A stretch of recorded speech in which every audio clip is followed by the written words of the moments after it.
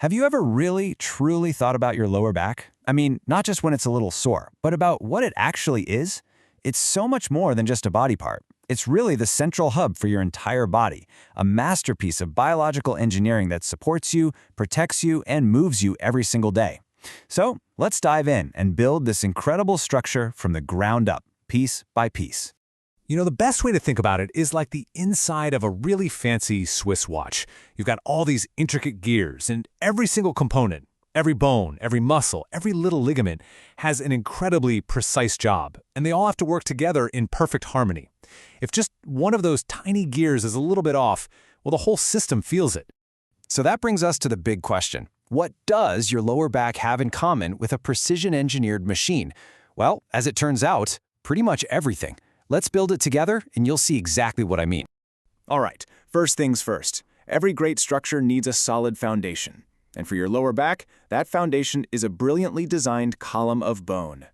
It all starts with these guys, the 5 lumbar vertebrae. They're the core building blocks. And as you can see, they are not simple blocks of bone, right? They've got these really complex shapes with all these bony points. We call them processes, and arches sticking out. And that intricate design is pure genius. It's what allows all your muscles to attach and what protects your delicate spinal cord, all while letting these bones stack up into a column that is both incredibly strong and surprisingly flexible. Now this whole column needs a solid anchor, and you can see it right there at the base. The lumbar spine sits directly on top of the sacrum, that big triangular bone. This connection right here is absolutely critical. It's the transfer point where the entire weight of your upper body gets passed down into your pelvis and then into your legs. I mean, think about that pressure. It really is the keystone of the entire structure. Okay, so we've got our bony foundation. But how does it all hold together? How does it move without just falling into a pile? Well, that's where the nuts and bolts come in, the ligaments and the joints. Holding all those vertebrae together is this incredibly complex web of ligaments. Honestly, the best way to picture them is as intelligent bungee cords. Now, don't worry about all these fancy names. Just look at how they run along the front, the back, and in between all the bones. They provide stability, sure, but they also allow for controlled movement, kind of like safety straps that stop your spine from bending too far in any one direction. So if the ligaments are the bungee cords that give you general stability, the facet joints, well, they're the precision guidance system. These are small, paired joints on the back of each vertebra, and they are absolutely essential. They're the ones that dictate the direction your spine is allowed to move, preventing it from twisting or sliding way too far. And here you can see exactly where they are, just nestled in there between each level. They're what's known as synovial joints, which is just a fancy way of saying they have this slippery cartilage and lubricating fluid inside, just like your knee or your shoulder. And that's what allows for those smooth, gliding motions. Now, this design has a huge impact on your real-world movements. Check this out. When you bend forward, those facet joints slide open. That's what allows the motion, but it also makes the spine a bit less stable. But when you arch your back, those same joints slide closed, locking together and creating this super stable, secure position. So the big takeaway here is that your posture is constantly changing how these joints work and how stable your spine is from moment to moment.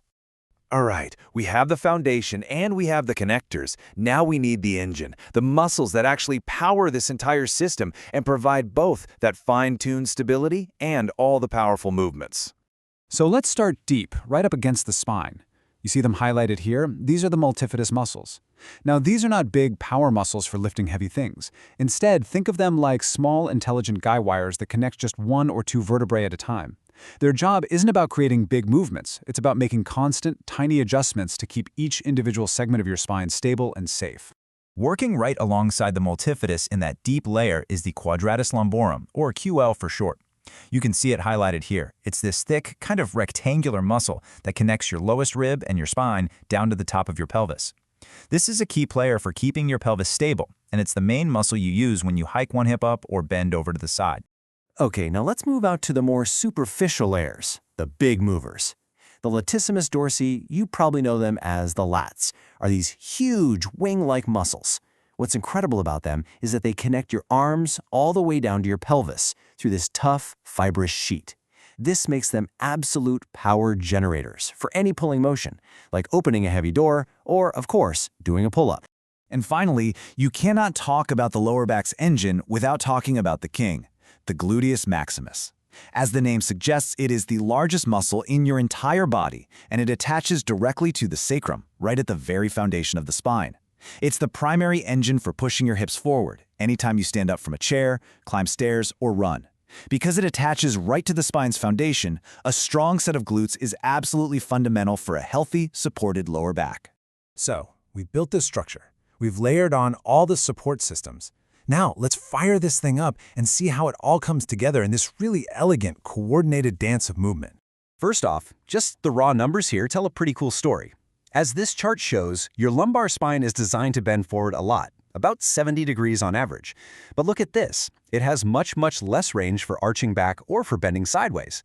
And that's not a flaw, it's a feature. The design gives us all the flexibility we need for daily life, while it inherently protects us from making unstable movements in those other directions.